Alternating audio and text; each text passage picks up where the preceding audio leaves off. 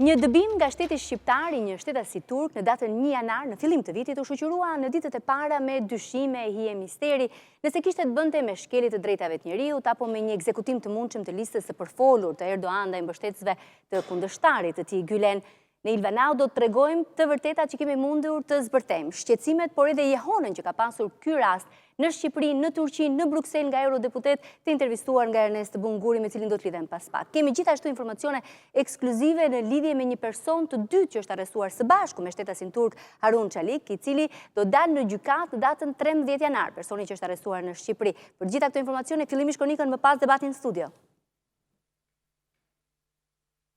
Harun Çalik nuk u ndalua i vetëm nga autoritetet shqiptare. Në tentativën për të kaluar në aeroportin e Rinësit me dokumenta të falsifikuara, ai shoqërohej nga një tjetër bashkombas. Bëhet fjalë për shtetasin Selami Simsek, foto e të cilit është siguruar ekskluzivisht nga Euronews Albania. Edhe në pasaportën e tij, efektivet e policisë kufitare konstatuan një vizë kanadeze të falsifikuar. 39 vjeçari, i cili gjithashtu dyshohet si pjesë e lëvizjes Gülen, do të dalë para gjykatës së Tiranës në datën 13 janar. Ndërkohë, përmes një shkrese, avokatët shqiptar të Harun Çalik, i cili u deportua drejt Turqisë më 1 janar, i kanë kërkuar policisë dhe Ministrisë së Brendshme informacione në lidhje me praktikën e ndjekur në rastin e klientit të tyre. Mbrojtësit ligjor të 42 vjeçarit pretendojnë se klientit të tyre i është mohuar e drejta për ta dërguar në qendrën e azilkërkuesve pas përfundimit të dënimit me 5 muaj burg për falsifikim të dokumentave. Babai i 3 fëmijëve, sipas avokatëve, ditën që është arrestuar në aeroportin e Rinasit me një vizë kanadeze false në pasaportën e tij, i ka thënë policisë se përndiqej nga shteti turk për shkak se ishte pjesë e lëvizjes Gülen. Në datën 1 janar, Çelik përfundoi dënimin dhe u deportua drejt vendit të origjinës. Sipas avokatëve, ky ka qenë një veprim i kundraligjshëm pasi ai duhej dërguar në qendrën e azilkërkuesve. Sipas tyre, pas kësaj turku do të vendoste nëse do të kërkonte azil në vendin tonë. Por nga ana tjetër, burime nga policia sqarojnë se kjo është një praktikë që ndiqet në raste të tilla dhe për Çelik nuk ka patur asnjë pengesë ligjore për ta larguar nga Shqipëria. Do të përpiqemi të kuptojmë më shumë se si është e vërteta. Pse ka pasur dyshime, pse ka mister, pse nuk ka pasur një reagim zyrtar nga shteti shqiptar? A ka vend për të dyshuar për shkelje të drejtave të njerëzit? Eni Ferati, gazetari i kronikës në Euronews Albania, faleminderit që ndodhesh këtu. Ti ke sapo dhe një informacion ekskluziv, në fakt, që lidhej me një person të dytë që është arrestuar së bashku me Harun Çalikun. Si ka vepruar policia shqiptare në këtë rast? Flasim për një dëbim, është një ekstradim? Në fakt, sot është bërë me dije materialin ekskluziv që ne transmetuam që ditën kur është arrestuar Harun Çalik, është arrestuar dhe një person tjetër i dytë, po ashtu me shtetësi turke, i cili quhet Selam Simsek, i cili gjithashtu dyshohet se është pjesë e ata që quhet Gylenistit. Ky personi këtu në foto, i cili gjithashtu është arrestuar më 8 korrik të 2019-s në aeroportin e Rinasit, gjithashtu me një pasaportë po të falsifikuar kanadeze dhe kishte destinacion final gjithashtu për Toronton për të udhëtuar pra drejt shtetit Kanadas. Ka ndonjë informacion pse gjyqi mbahet në 13 janar për këtë shtetas dhe për shtetasin e dëbuar nga Shqipëria është përfunduar kjo procedurë? Kjo është enigma më e madhe e cila do të sqarohet më 13 janar, pasi duke qenë se këta dy persona janë arrestuar në të njëjtën ditë dhe për të njëjtat akuza, është e çuditshme fakti se si një person ka mbaruar procesin gjyqësor dhe është dënuar duke kryer edhe 5 muaj burg dhe më pas edhe dëbuar, ndërkohë që ky shtetas do të dalë për seancë paraprake më 13 janar. Pikërisht kjo seancë do të jetë shumë e rëndësishme për të hedhur edhe më shumë dritë lidhur me faktin se çfarë ka ndodhur dhe me shtetasin Harun Çalik, i cili u bë par personazh edhe në median shqiptare, por dhe atë turke ditët e para të 2020-s. Por çfarë ndodhi në fakt? Lutem regjia grafikën për të kuptuar si mbriti Harun Çalik në Shqipëri dhe si ishte itinerari, si e ka policia. Ne kemi përgatitur të gjithë paktën itinerarin që do të kryente shtetasi Harun Çalik. Ati janë sekuestruar në Rinas edhe biletat të cilat kanë hedhur drejt në fakt mbi destinacionin e tij final.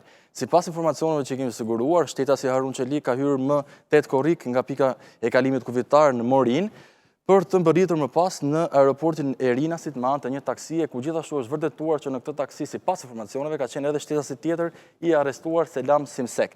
Më pas, këta dy shtetas do të udhëtonin tranzit drejt Vjenës për të përfunduar udhëtimin e tyre në Toronto. Pikërisht edhe kjo është alibia më e fortë për policinë shqiptare, sepse nuk ka pranuar një kërkesë azili. Sipas burimeve nga policia, në rast se këta shtetas do të kishin për qëllim që të kërkonin azil në Shqipëri, nuk do të kishin bileta që përfundonte udhëtimi i tyre në Kanada, por ata do të kërkonin azil që në hyrje të territorit shqiptar, pra në pikën e kalimit kufitar të Morinës. Të kuptoj, meqense po flasim për hije, mistere, dyshime, shtetasi i dëbuar nga Shqipëria ka dhe një avokat me cilin ti ke biseduar, madje komunikova dhe unë sot, por kishte pa mundësi të vinte në studio. Cili është pretendimi i tyre ndaj veprimeve që ka kryer shteti shqiptar ndaj shtetasit turk? Fillimisht duhet kuptojmë, më saktë kemi kuptuar këto ditë se më shumë se sa një çështje policore apo teknike apo juridike, kjo ka të bëjë me një çështje politike me sa duket, edhe për shkak të sekretit apo mos dakordësisë së institucioneve për të dhënë reagime, pasi ne kemi kërkuar informacion zyrtar edhe në Ministrinë e Brendshme. Sot kemi kërkuar me anë të një emaili zyrtar edhe ambasadës turke, por nuk kemi marrë prej 24 orësh asnjë reagim. Avokatët, për të ndalë të avokatët, kanë bërë një kërkesë në Ministrinë e Brendshme dhe Drejtorinë e Policisë, Kufirit dhe Migracionit për të kërkuar një informacion shtesë në lidhje me praktikën e ndjekur për rastin e shtetasit Harun Çelik, i cili u dëbua para më datën 1 janar. Okej, nga informacionet, nga burimet e Euronews Albania, mësuesi turk Harun Çelik është i arrestuar tashmë në Turqi dhe i është dhënë masa e arrestit me burg nga analiza e ashtë quajtur fetometro, sipas së cilës autoritetet në Turqi dallojnë nga hetimet që ata kryejnë se cilit rang të organizatës terroriste që dyshohen, pra që i marrin pjesë, i përket personi në fjalë. Kjo analizë bëhet nga kontrolli i monedhës $1 me seri F000 që e mbajnë antarët e fetos për identifikim, të cilët gjithashtu kanë pasur 2 aplikacione të ndryshme, që janë le të themi si komunikimet WhatsApp, por kanë emra të ndryshëm, një prej këtyre quhet Bajlok, me cilët antarët e kësaj organizate komunikojnë me njëri tjetrin, dhe një tjetër quhet Just Note, ku mesazhi fshihet automatikisht pasi lexohet. Ky është momenti pra se çfarë thon autoritetet turke në lidhje me dyshimet që kanë ndaj Harun Çelik dhe ndaj të cilit tashmë e kanë marrë masën e arrestit me burg. Duhet thënë se që nga grushti i shtetit të organizuar në korrik të vitit 2016 në Turqi ndaj regjimit të Erdogan, deri më tani kanë përfunduar 250 procese gjyqësore, janë marrë në hetim 260.000 persona dhe janë arrestuar 90.000 vetë. Përveç se do të ndjekim gjyqin e personit tjetër, autoritetet shqiptare, policia me cilë ti ke komunikuar, nuk kanë dashur t'japin informacion, apo e kanë konsideruar si një rast i cili nuk hyn tek deklaratat zyrtare që ta bajnë. Ne më vonë do të kemi dhe një lidhje drejt për drejt me avokatën e popullit për të na dhënë ajo informacionet e saj. Në fakt, ky rast është për të veçuar për faktin sepse nuk ka patur një deklaratë zyrtare për rastet e tjera ku ka patur skepticizëm nga ana e opinionit publik. Sigurisht, neve na është thënë, le të themi në zë, se kjo është procedura që ndiqet dhe është një procedurë standarde që ndiqet jo vetëm për këtë shtetas turk, por edhe për shtetas të tjerë, të cilat janë kapur në Shqipëri në flagrancë duke kryer një vepër penale, dhe sigurisht është atributi i shtetit i cili mund t'i dëbojë më pas. Janë procedura që ndiqen nga Drejtoria Vendore e Policisë Kufitare dhe Migracionit. Gjithsesi besoj dhe e thash edhe më herët që data 13 janar pritet që të jetë një seancë në interes të lartë shumë publike edhe për të mësuar të gjithë historinë e mësuesit turk Harun Çelik, por edhe shtetasit tjetër që u arrestua, pra Selim Simsek, i cili sot patëm dhe materialin. Faleminderit Eni Ferhati, ne i kishim edhe pasaportat e personave turq të cilët janë ndaluar në Shqipëri. Për këta është folur edhe nga media turke, ndiqni çfarë kanë thënë ata. I ekstraduar nga trupat e MIT arrestohet mbështetësi i Fethullah Gülen Harun Çelik. Mbështetësi i Gylenit Harun Çelik ekstradohet nga Shqipëria në Turqi. Mbështetësi i Fethullah Gülen ekstradohet nga Shqipëria. Këto janë disa nga titujt kryesor të mediave më të rëndësishme turke në ditën e ekstradimit të Harun Çelik, mësuesi turk që gjendej burgosur prej 5 muajsh në Shqipëri.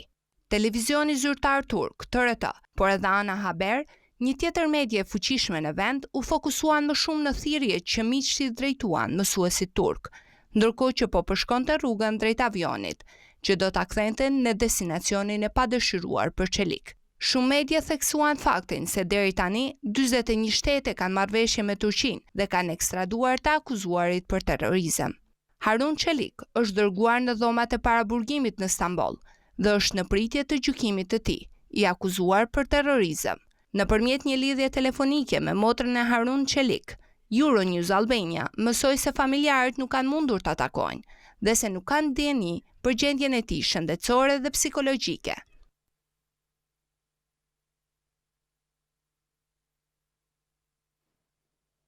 Do të kuptojmë më shumë se si po komentohet nga mediat të turke me një lidhje të drejtë për drejtë me gazetarin turk Zuberi Koçuli, i cili punon në Athinë, do të komunikoj drejt për drejtë me ne në këtë momente. Mirëmbrëma, zoti Koçulu. Good evening, thanks for having me.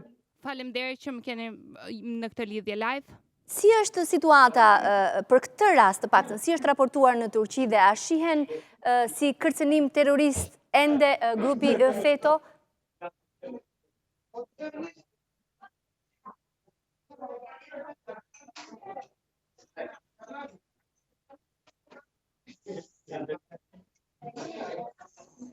Okay, like Harun Çelik was handed over by Albanian police directly to Turkish intelligence. Harun Çelik ishte dorëzuar direkt tek trupat e inteligjencës turke. At the airport. He is now at an Istanbul prison. Për momentin gjendet në Stamboll, në burgun e Stambollit me akuza për terrorizëm. Downloading the Bylock application into his phone and based on two witnesses' Ai është gjetur gjithmonë thot duke përdorur Bylock, aplikacionin Bylock, edhe është përcjellur nga media turke me egzaltim, është prezantuar si një fitore tjetër e radhës për inteligjencën turke, si një fitore e madhe për inteligjencën. Can you hear me?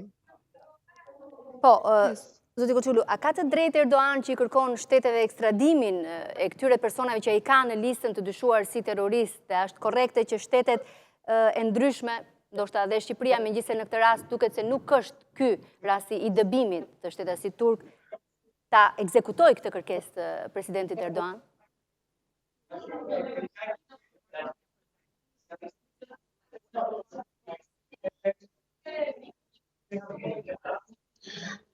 What took place in Albania is about Harun Çelik is another example of the Turkish government attempts to bring its dissidents back to the country. Çfarë pathot në Shqipëri, ajo çfarë ndodhi me rastin e Harun Çelik është ajo çfarë Turqia po përpiqet të bëjë në këtë erën e re.